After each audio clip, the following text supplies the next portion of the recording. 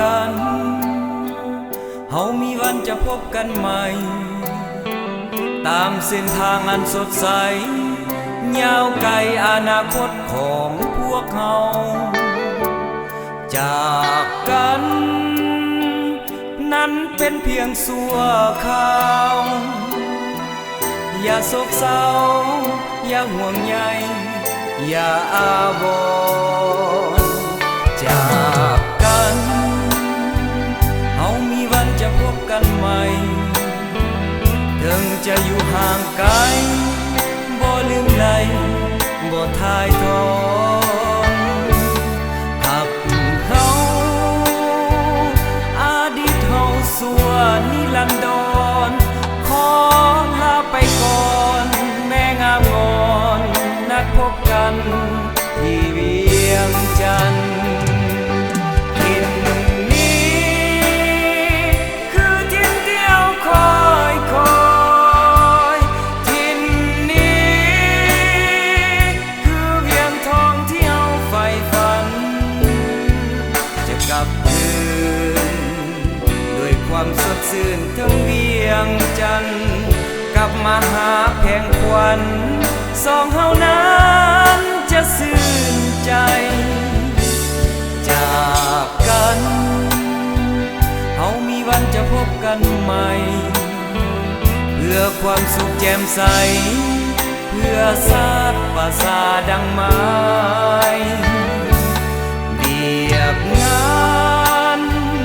นั้นสำคัญกว่าความหมายมันสำเร็จเมื่อใดจะกลับมาพบกันที่เวียงจันทน์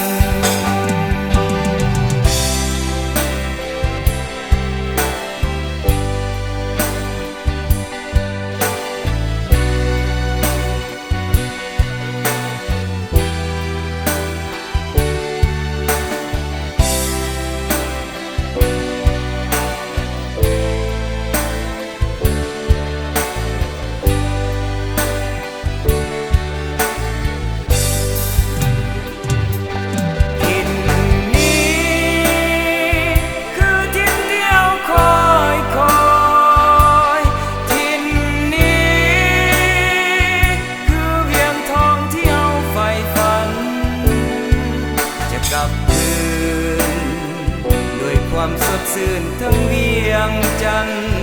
กลับมาหาแผงควันสองเฮานั้นจะซื่นใจจากกัน